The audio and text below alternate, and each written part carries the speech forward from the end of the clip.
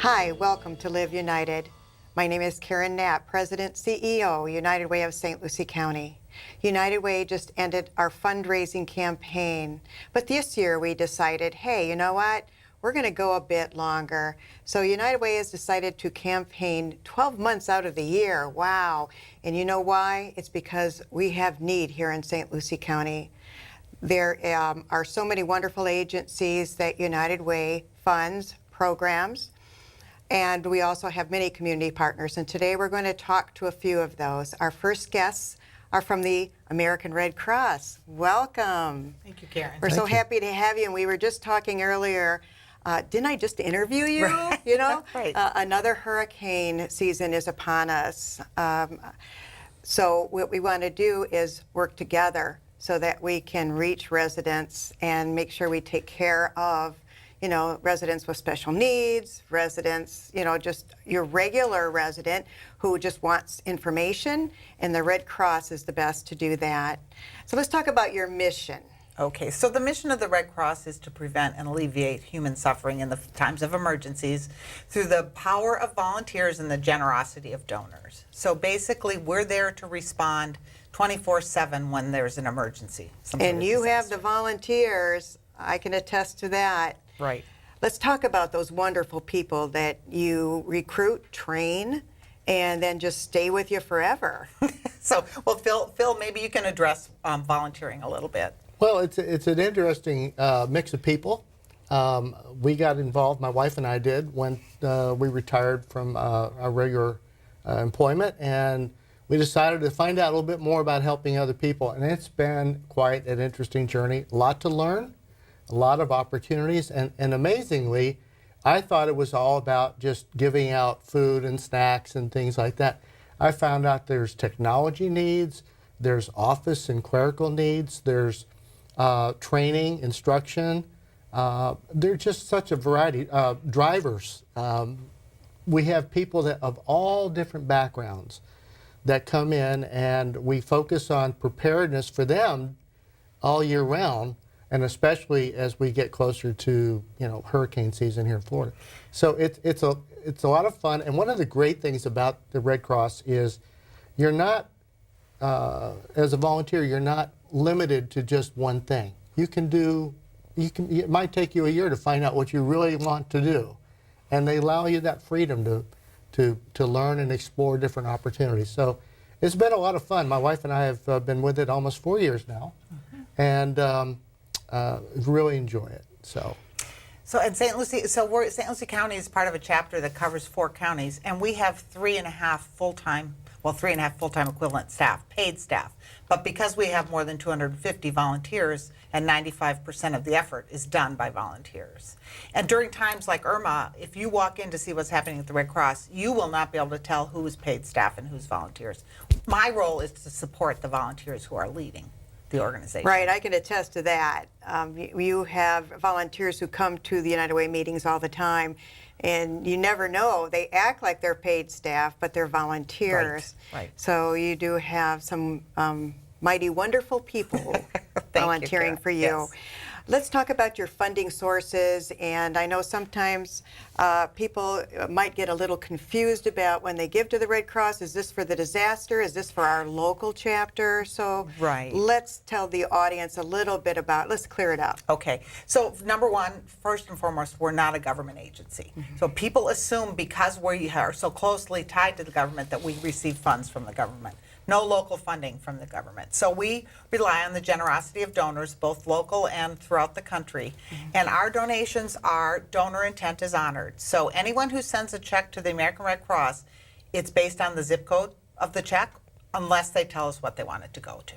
So we get a check from the 34982 zip code, that stays in St. Lucie County, unless it says, for example, Harvey, or it said Irma, or it said, you know, California wildfires. Then those funds would be designated to those events.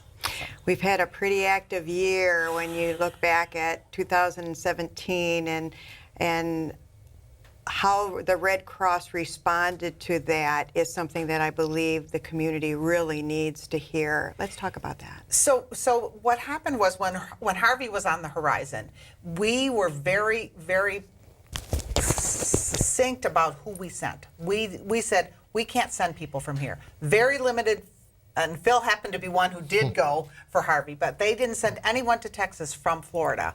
They sent some folks to Alabama because we knew that there was a risk of storm hitting here. So the few people who did go to Alabama and Baton Rouge, Louisiana were turned around and sent back here. And then we had volunteers from as far away as Alaska and California that were here working our shelters, working with our disaster assessment and helping out. We were lucky in St. Lucie County. We had one apartment complex that was badly affected, but all in all, St. Lucie County dodged a bullet with Irma. I can't say the same for Highlands County, which is another one of the counties in this chapter, or of course Monroe and the Southern Gulf. You're also very involved in preparing individuals. I mean, we just talked about response, but preparation is so vital to the safety of the residents in our community. Let's talk about your preparedness education. And I know you do some pretty active response and home security, I guess, with the Home Fires campaign. Well, with the Home Fire campaign, our volunteers go out, and a lot of times we partner with other agencies. For example, the St. Lucie County Fire District has helped us out.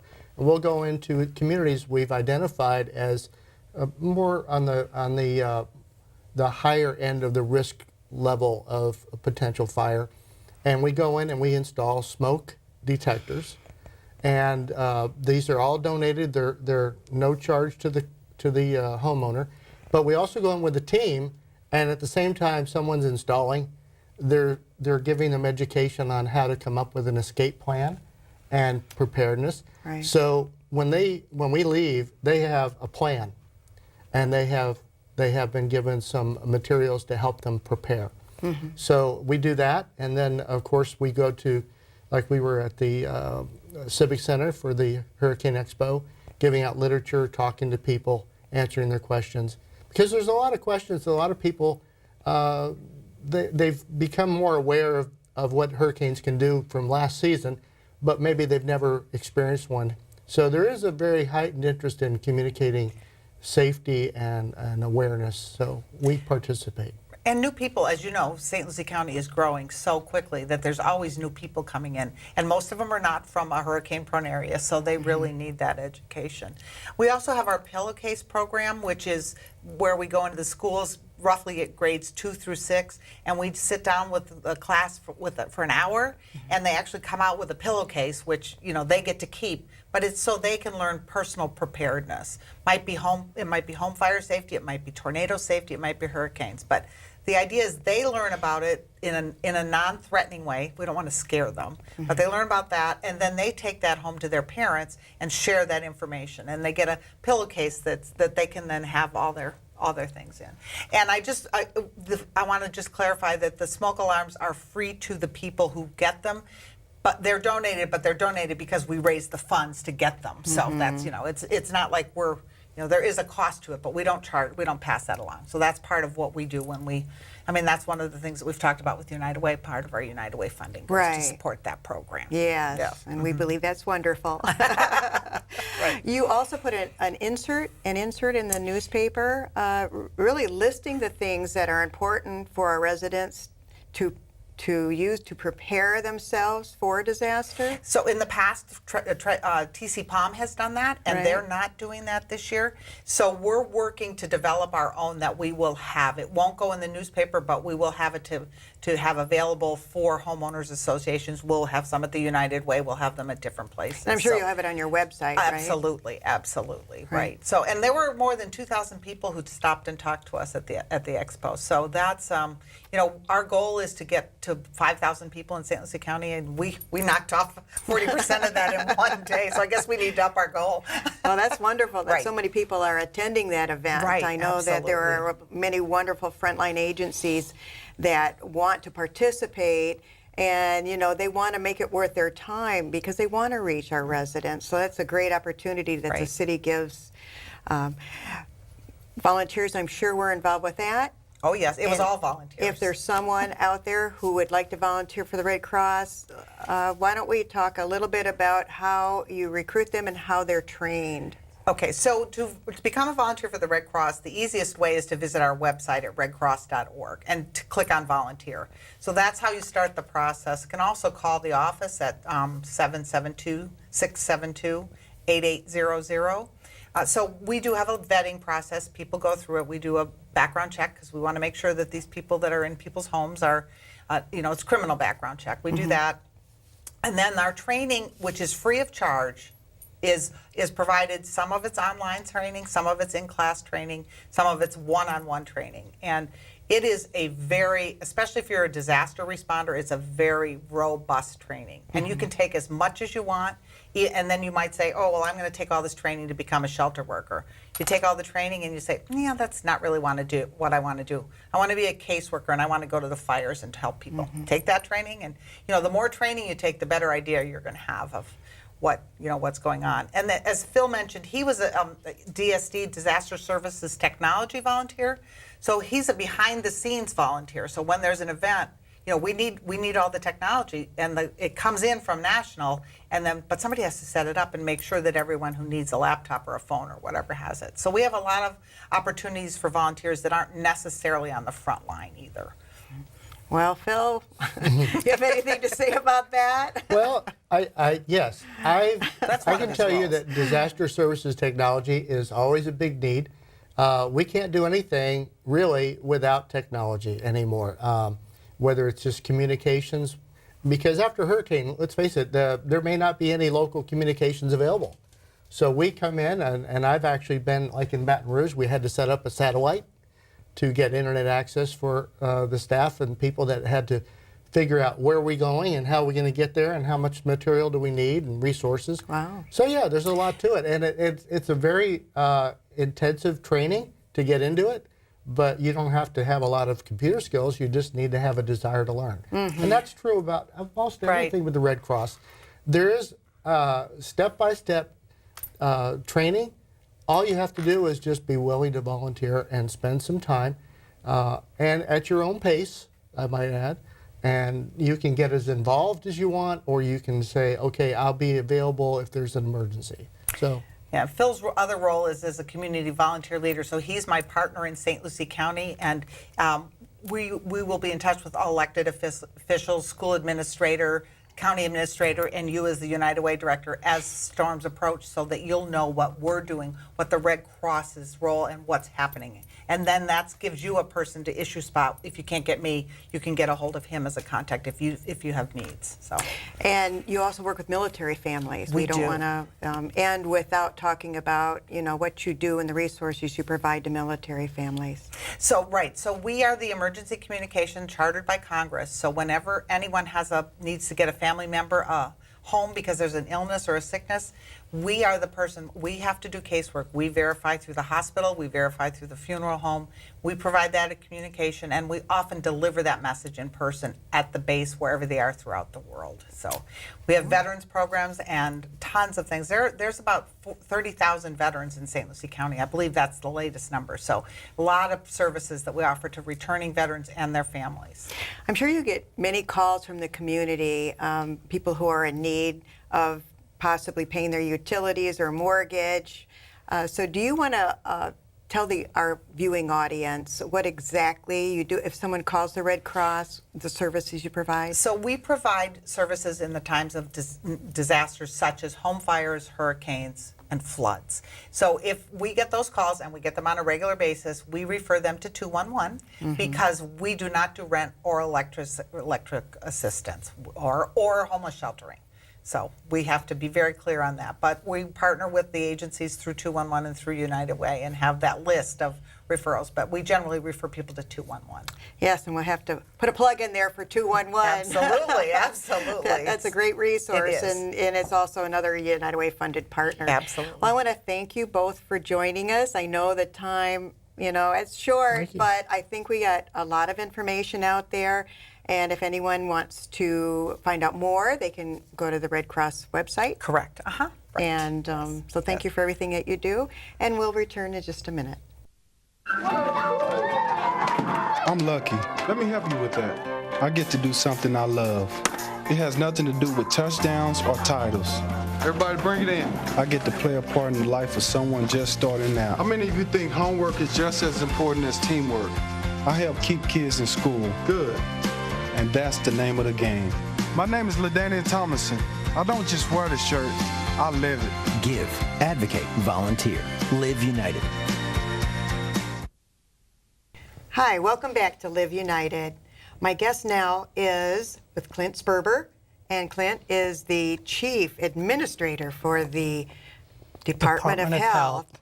I know it's Department of Health, but you call it the Florida Department of Health in St. Lucie County. That's correct. I used to call it the St. Lucie County Department of Health, so I had to check myself. We were talking earlier with the Red Cross, and the Red Cross helps at the county-run shelters here in St. Lucie County during and after disaster. But the Department of Health also does that as well, but with a special needs shelter. Right. So there's a great distinction, Karen, and thank you for the invitation. So with the Red Cross, they manage the general shelters. So those are individuals who just have nowhere else to go. They want to evacuate, and whether or not they had a plan to get out of the county. If they don't, then they typically would end up in a general shelter.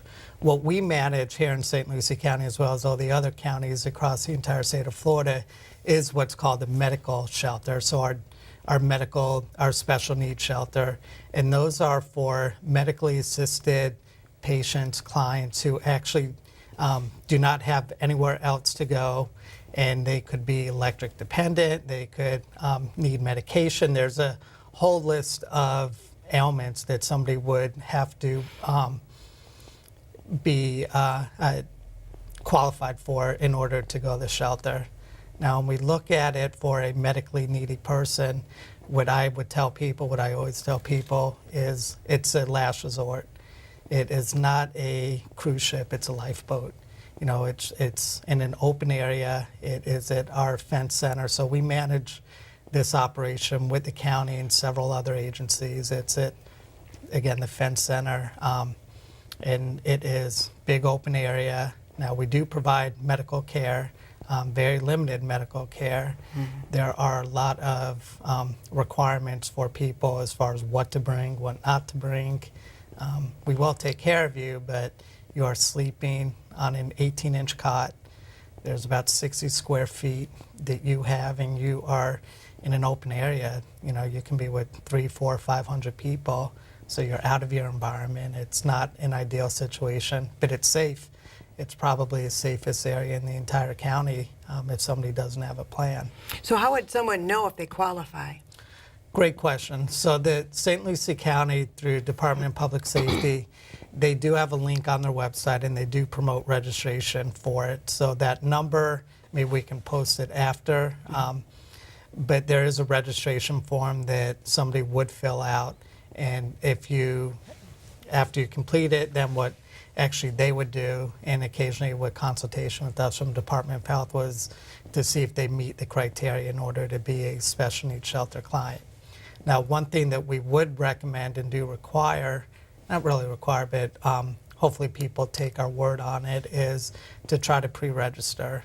Because when the storm is looming and we're 24, 48 hours out, that's a time where somebody should be implementing a plan, not actually setting up a plan as far as what they're going to do. Right. So it's important for them to understand it. Now is the time, right? Yeah, absolutely. You know, pre-registration is actually very important for us. You know, historically, we can look at last year with the hurricane, and even 2 years ago with Hurricane Matthew, and even go all the way back to 2005, 2004 area. We only had maybe 20 to 30% of people who pre-registered for the special needs shelter actually showed up. So it makes it challenging for everyone who is involved in it to make sure that we have all the resources that are required to set up a shelter. So if, excuse me, boy, I'm having trouble with my throat here. If someone qualifies to actually take advantage and to bring what they need to the shelter, can they bring like a spouse or someone who's caring for them along with them? We actually encourage people to bring a caregiver with them. Okay, so they can bring a caregiver. They can bring a caregiver, but the caregiver, we do not have a cot for them. Oh. You have 60 square feet. 60 square feet is not a large area. No. Now you are bringing enough supplies for usually about 72-hour minimum time period, because we are setting this up pre-landfall of a storm. So this is before tropical storm force winds. Then we're in lockdown for the duration of the wind event. And then afterwards, from a community standpoint, when we start looking at demobilizing or breaking down the special needs shelter and getting people back to their homes and back to their normal daily life, it's a very long process. I mean, it could be anywhere from 72 hours to 120 hours or more. Right. Not that we would hold someone against their will if they wanted to leave, but I mean, when you are in an open room with people who you don't know, 60 square feet is a very small distance. This past storm, this past year, Irma, you know, you opened the shelter, and the people who work at the Department of Health, they were there volunteering, basically, or no, they were working. Yes. Got a little mixed up with the Red Cross and the Department of Health. They were working there, but they're wonderful people, hardworking. That is a lot of work. And let's talk about the number of people that you and your team helped. So Department of Health, we have approximately 170 full-time employees. It's an expectation if you work for Department of Health, and this is for all 67 counties and all 15,000 statewide employees, it's an expectation of work to work a disaster such as a hurricane. And special needs shelters are just one area that we get very involved in from a disaster response. But to answer your question, there were, at the height of the event last year, there were 316 clients that we had. There were another 150 to 180 caregivers, plus with our staff. Not all 170 of them were there. They were in different areas as well throughout the county. But we have support from the hospitals, the county, the sheriff's office, the fire district, Children's Medical Services, which actually does fall under Department of Health, and other community partners. So all in all, there must have been at the peak of the event close to 900 people at the Defense Center.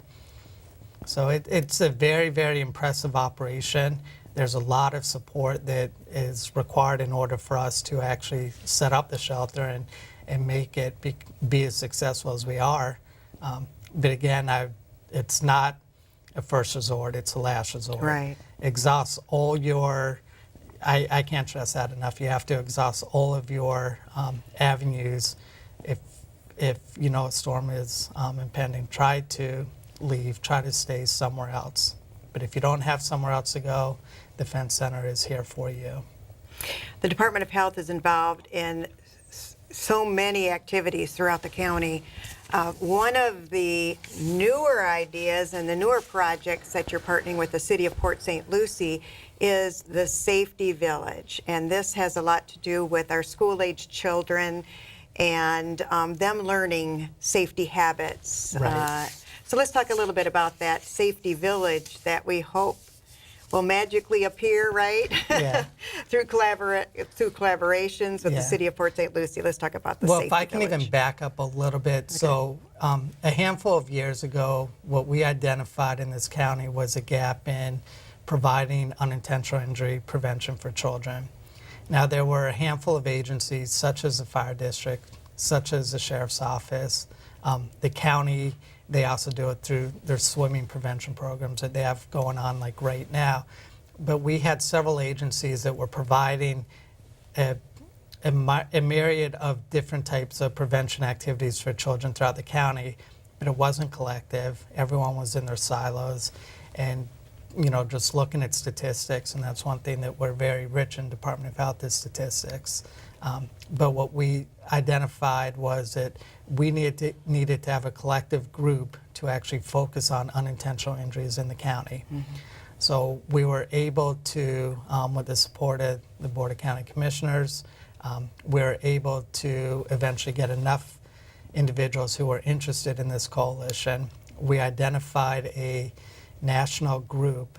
It's an evidence-based entity called Safe Kids Worldwide, based out of Washington, D.C. In the state of Florida, there are 14 different coalitions. And our coalition here in St. Lucie, it has approximately 20 or 25 different agencies that have come together. We meet regularly to focus on unintentional injuries for children. So over the past several years, as we have worked on several different areas, whether it's drowning prevention or car seat safety or medication safety, what we have looked at was we are definitely helping out tremendously in the community, but there was still a gap. We are going to the community to actually try to prevent these injuries and do these trainings and going into the schools and going to the different camps. And our group, a core 7 or 8 people of the group, what they looked at was what you just mentioned. It's called the Safety Village. Now, Safety Village is a physical location where we could actually bring the community to us. We can bring the children to one central location 24 hours a day, 7 days a week, if we wanted to stay open that long, 365 days a year, where we could actually have kids come to us. Mm-hmm. And, you know, with the help and the support of the Roundtable of St. Lucie County and knowing that that was a gap in our response from a community standpoint, unintentional injury prevention, we were able to definitely get a lot of support through the City of Port St. Lucie. It was actually about a week and a half ago where it was brought to the city, and they gave us about an 18-month time period where, in order for us to come up with this safety village, what we need to do is identify a business plan, have a sustainability plan for how it's going to operate. So they are looking to lease land to us. It's actually the Ravenswood area. So that's right off of Prima Vista and Arosa Boulevard, right over there at the fire station, right across from Sportsman's Park. There's approximately 5 acres of land that the city owns, and it's an area where we're focusing on and hoping to build a safety village. Right, right. And one of your key partners is the St. Lucie County School District. Absolutely. Yeah. Yeah, they are critical. We have several different agencies. You know, Department of Health, we have our school health nurse program. So our nurses are we have 10 school health nurses who are in the 40-plus public schools. And we provide different types of trainings for the kids on top of what we normally would do. Mm-hmm. With our unintentional injury program, we also look at different areas that we can focus to improve healthy lifestyles for the kids. Fire district is in the school. The sheriff's office is in the school. We know New Horizons is in the school also doing drug safety prevention. So you have a lot of competition of agencies who need to get into the school to provide this training. And you understand with your background, you know, on the school board, how challenging it is also for the schools because they have their own requirements, what they need to do throughout the year. So right. It's very resource heavy on all of our agencies' parts and very time consuming. Right. So it's a lot of it's really the entire community pulling together to make sure our kids are safe. And I think it's a great collaborative, and I know we're going to be successful. I say we because it's going to take all of us. It really will. And I want to thank you for everything you do. Our time is short, so we're going to have to say until next time.